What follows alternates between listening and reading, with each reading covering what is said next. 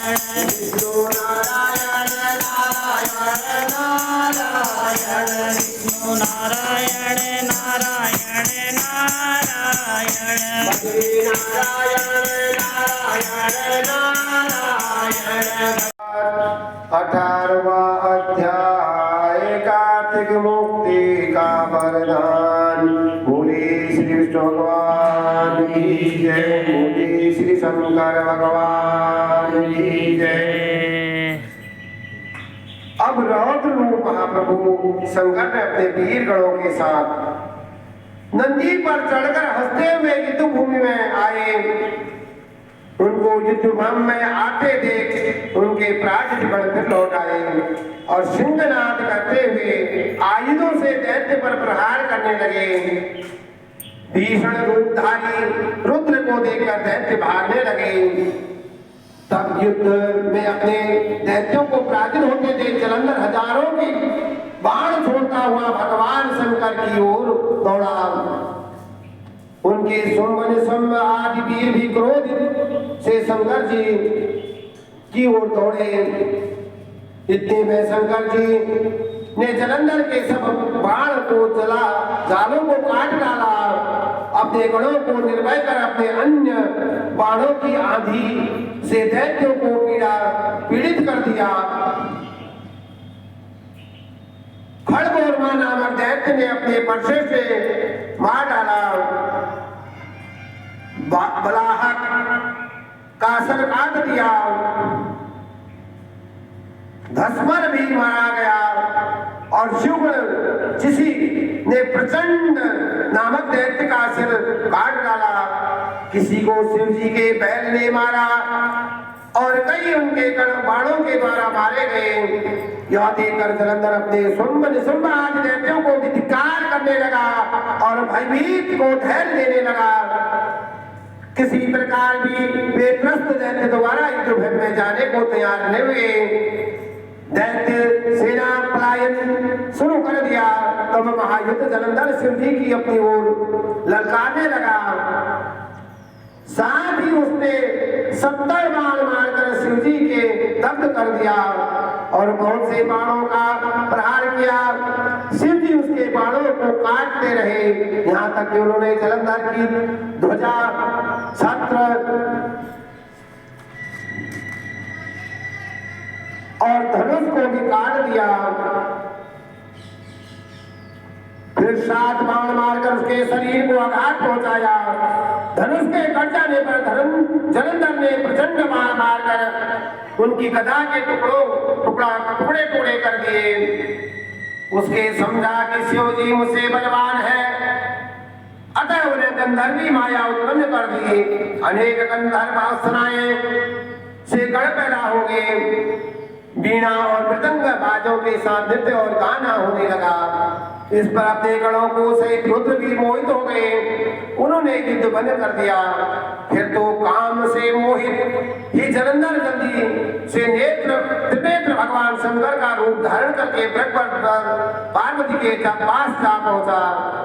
जब उधर पार्वती ने शिव जी को आते देखा तो अपनी सखियों के साथ छोड़ दिया और आगे आ गई। पार्वती जी ने उसे अपने दानव जाना तो अंतर ध्यान होकर उत्तर की ओर मानस में चली गई। वहां पार्वती जी की ओर न पाकर जलंधर फिर से शिव जी की ओर लौट गया। उधर पार्वती ने भगवान विष्णु को बुलाकर दैत्य का वक्त कहा और प्रश्न किया कि आप इससे अवगत हैं। विष्णु ने हाथ जोड़कर उत्तर दिया, आपकी कृपा से मुझे सब कुछ ज्ञात है। हे मां, जो आज्ञा हो पालन करूं। जगत माता विष्णु से कहा, उस दैत्य ने जो मार्ग खोला है उसका अनुसरण अनुचित है। मैं तुम्हें आज्ञा देती हूँ, तुम जाकर उसकी स्त्री को पतिव्रता भंग कर दो। वह दैत्य तभी मारेगा। पार्वती की आज्ञा पाते ही भगवान विष्णु छल के लिए जलंधर के निकट की ओर प्रस्थान करके बोलिए श्री विष्णु भगवान की जय। बोलिए श्री वेद व्यास महाराज की जय। बोले शंकर भगवान की जय। बोले पार्वती माता की जय।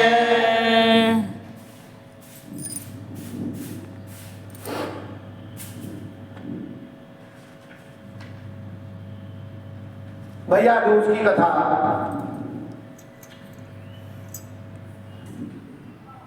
एक जाट था, एक भाट था। जाट की बहन थी, भाट की बहन नहीं थी।